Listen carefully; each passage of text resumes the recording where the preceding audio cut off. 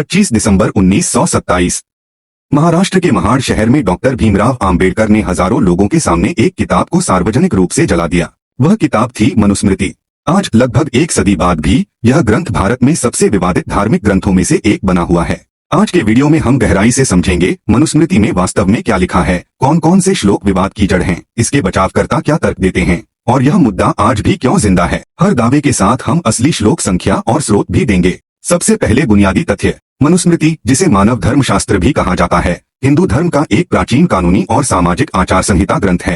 अधिकतर विद्वान इसे लगभग 200 ईसा पूर्व से 200 ईस्वी के बीच की रचना मानते हैं, यानी करीब 2000 साल पुराना ग्रंथ। जरूरी बात यह है कि प्रमुख इंडोलॉजिस्ट पैट्रिक ओलिवेल और वेंडी डोनिगर जैसे विद्वानों के मुताबिक यह किसी एक व्यक्ति की रचना नहीं बल्कि सदियों में कई लेखकों द्वारा जोड़ा गया एक समग्र ग्रंथ है। डोनिगर तो इसे कई स्रोतों से बुना गया एक पैचवर्क तक कहती हैं, यानी शुरुआत से ही यह साफ रखना जरूरी है, यह कोई एक सुसंगत एक बार में लिखा गया दस्तावेज नहीं बल्कि परतों में बना एक ग्रंथ है, जिसमें बाद के प्रक्षेप यानी इंटरपोलेशंस भी शामिल होने की पुष्टि खुद मुख्य धारा के विद्वान करते हैं। मनुस्मृति में सबसे ज्यादा आलोचना जाति आधारित प्रावधानों को लेकर होती है। अध्याय 1 श्लोक 31 में लिखा है कि सृष्टिकर्ता ने ब्राह्मणों को अपने मुख से, क्षत्रियों को भुजाओं से, वैश्यों को जांघों से और शूद्रों को पैरों से उत्पन्न किया।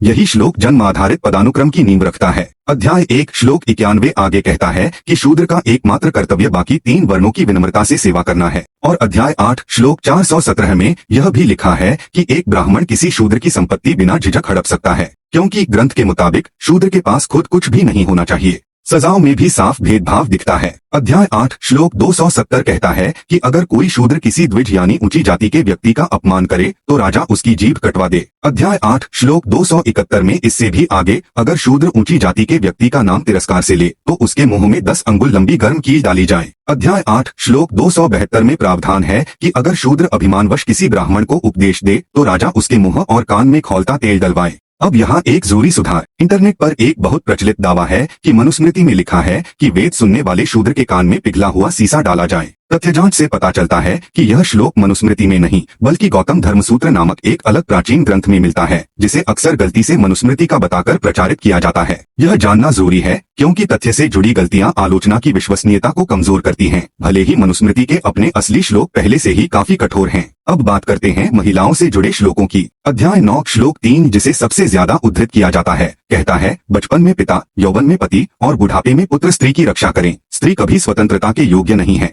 अध्याय 9 श्लोक 2 इससे ठीक पहले कहता है कि दिन हो या रात स्त्री को कभी अकेला नहीं छोड़ा जाना चाहिए, यानी उसकी हर गतिविधि पर पुरुष निगरानी जरूरी मानी गई। अध्याय 9 श्लोक 17 में स्त्री के स्वभाव के बारे में लिखा है कि उसमें कामवासना, क्रोध, कुटिलता, द्वेष और दुराचार होते हैं, यानी स्त्री के चरित्र को सीधे संदिग्ध बता दिया गया। अध्याय 9 श्लोक 18 में यह भी लिखा है कि स्त्रियों का वेद पाठ से कोई लेना देना नहीं है, यानी धार्मिक शिक्षा से सीधा बहिष्कार। और अध्याय 9 श्लोक 94 विवाह की उम्र पर कहता है कि 30 साल का पुरुष 12 साल की कन्या से या 24 साल का पुरुष 8 साल की बालिका से विवाह कर सकता है। आज के मानकों से यह स्पष्ट रूप से बाल विवाह को सामान्य बना देना है।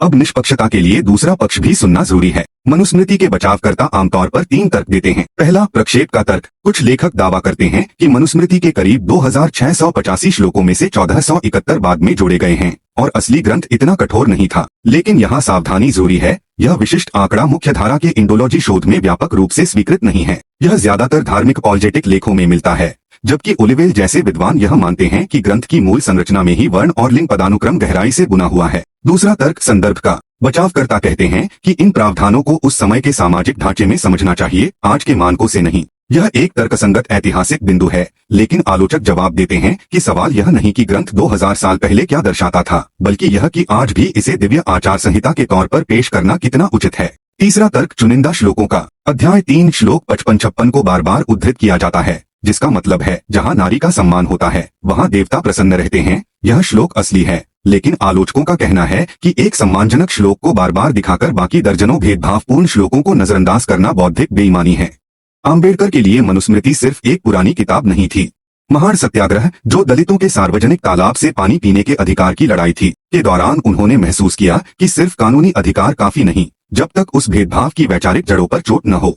आम्बेडकर ने खुद कहा था कि मनुस्मृति की सारी बातें बुरी नहीं, मनु खुद एक समाजशास्त्री थे और ग्रंथ में अच्छे सिद्धांत भी हैं। लेकिन उन्होंने इसे इसलिए जलाया क्योंकि यह सदियों से चले आ रहे अन्याय का प्रतीक बन चुका था। यह कदम जानबूझकर उठाया गया था ताकि सवर्ण हिंदू समाज का ध्यान खींचा जा सके। दिलचस्प बात यह भी है कि इसी घटना को इतिहासकार जाति और लिंग के प्रतिच्छेदन की शुरुआती मिसाल मानते हैं, क्योंकि आम्बेडकर ने साफ तौर पर इसे दलितों और महिलाओं दोनों के दमन के प्रतीक के तौर पर जलाया।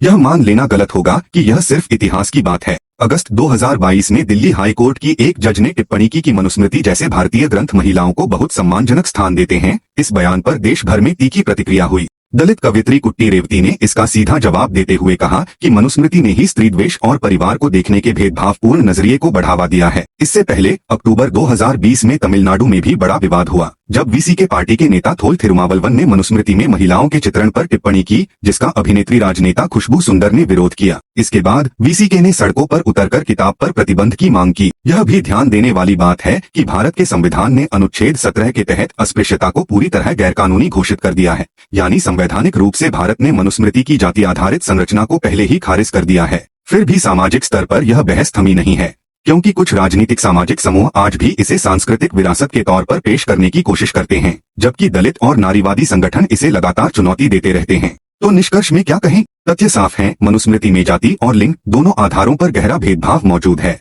और यह किसी एक दो नहीं बल्कि दर्जनों श्लोकों में बार बार दोहराया गया है। यह भी सच है कि कई गलत उद्धरण, जैसे मनुस्मृति में मौजूद न होने वाला पिघले शीशे वाला श्लोक, इस बहस को कई बार भ्रमित करते हैं, जिससे असली मुद्दा कमजोर पड़ता है। बचावकर्ताओं के प्रक्षेप और ऐतिहासिक संदर्भ के तर्क सुनने लायक हैं, लेकिन वे उन दर्जनों मूल श्लोकों को नहीं मिटाते जो आज भी मूल पाठ में मौजूद हैं। यही वजह है कि आम्बेडकर ने 1927 में इसे जलाया, और यही वजह है कि आज लगभग 100 साल बाद भी यह ग्रंथ भारत में एक जीवंत राजनीतिक और सामाजिक मुद्दा बना हुआ है। अगर आपको यह विश्लेषण उपयोगी लगा हो तो लाइक और सब्सक्राइब करें। कमेंट में बताइए, आपकी नजर में प्राचीन धार्मिक ग्रंथों को आज के समाज में किस तरह देखा जाना चाहिए। धन्यवाद।